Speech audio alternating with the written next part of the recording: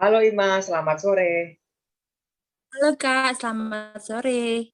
Nah, kali ini kita akan memulai sesi chit chat dengan tema perempuan hebat. Nah, sebelum kita mulai, boleh nih Ima untuk memperkenalkan diri terlebih dahulu.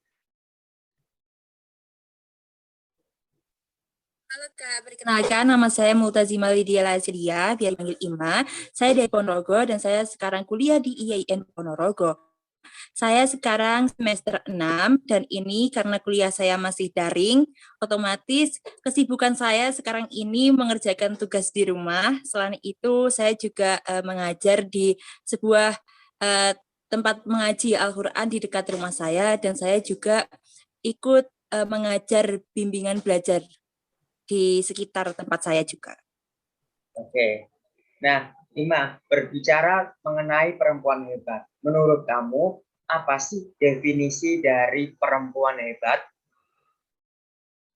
Oke, baik Kak. Perempuan hebat menurut saya itu adalah sosok perempuan yang bisa menginspirasi, bisa memotivasi. Dan perempuan hebat dari perempuan hebat tersebut itulah saya itu bisa belajar banyak hal, baik itu kemampuannya, kesabarannya, ataupun masih banyak kesehariannya seperti itu Kak. Dan masih banyak lagi yang bisa saya pelajari dari perempuan hebat tersebut, sehingga saya bisa mengatakan orang tersebut adalah perempuan hebat karena saya banyak belajar dari. Oke. Nah, terkait dengan perempuan hebat, siapa sih sosok perempuan yang jadi panutan atau role model kamu? Boleh nih sebutkan satu atau bisa lebih dari satu perempuan yang jadi panutanmu beserta alasannya. Kak, gitu. Kalau siapa sosok perempuan yang saya panuti, yang jadi panutan saya atau saya kagumi itu sebenarnya banyak, Kak. Banyak sekali perempuan-perempuan hebat yang saya kagumi di saat ini.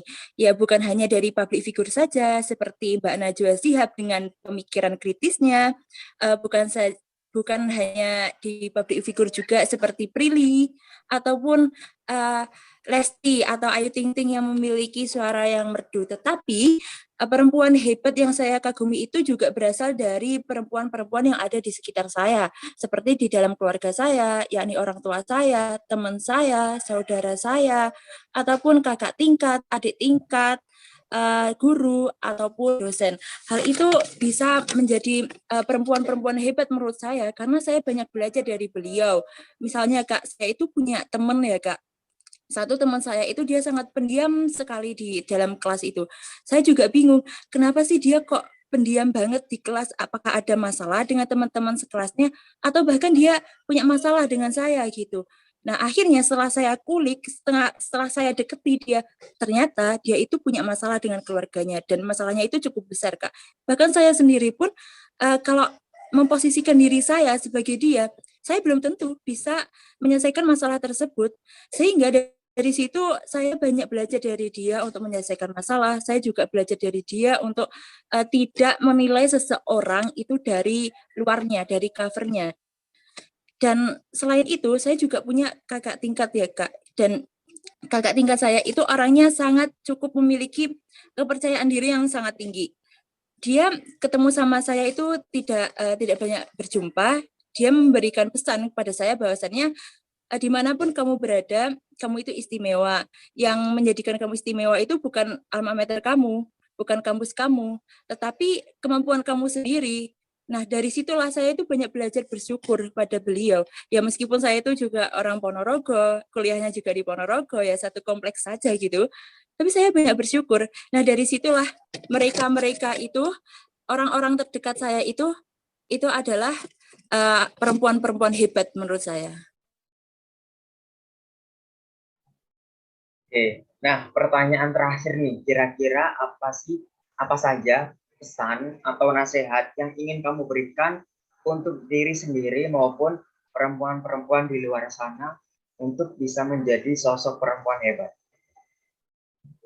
Pesan saya terhadap diri saya sendiri dan juga perempuan-perempuan di luar sana bahwasannya harus pertama itu adalah jangan apa ya, harus pantang menyerah, selalu berusaha. Pokoknya kita harus selalu berusaha.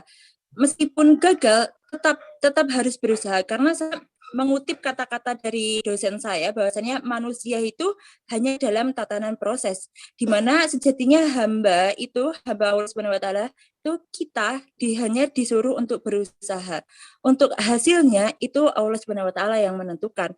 Baik itu kalah ataupun menang, berhasil ataupun tidak, itu semua sudah diatur sama yang di atas, sehingga kita harus benar-benar berusaha apapun yang terjadi kita berusaha seperti itu. Selain itu, pesan saya yang kedua adalah tumbuhkanlah positive thinking, berpikiran positif, karena apa yang menjadi pikiran kita itu adalah mencerminkan kita. Jadi kalau kita berpikir positif, maka yang terjadi itu adalah hal yang positif. Tetapi sebaliknya, ketika kita berpikiran negatif, yang terjadi itu adalah hal yang negatif. Oleh sebab itu, kita harus menumbuhkan grow mindset. Ya, pokoknya mindset yang benar-benar positif agar apa yang kita lakukan itu juga positif. Selain itu, satu hal yang ingin saya sampaikan kepada teman-teman dan juga untuk diri saya pribadi, yaitu belajar dari apapun. Saya pernah berkata bahwasannya belajar itu bisa dilakukan dimanapun, kapanpun, dan dari siapapun. Salah satunya belajar dari orang-orang terdekat, dari perempuan-perempuan hebat terdekat kita. Dari belajar itulah itu akan menjadi salah satu ilmu yang tidak bisa kita dapatkan di bangku sekolah, di bangku perkuliahan, bahkan di buku nggak ada. Dan itu sangat membantu kita untuk kedepannya. Terima kasih, Kak. Terima kasih untuk Tima. Untuk cerita kali ini sudah selesai. Saya ucapkan sekali lagi terima kasih dan selamat sore. Selamat sore, Kak. Terima kasih.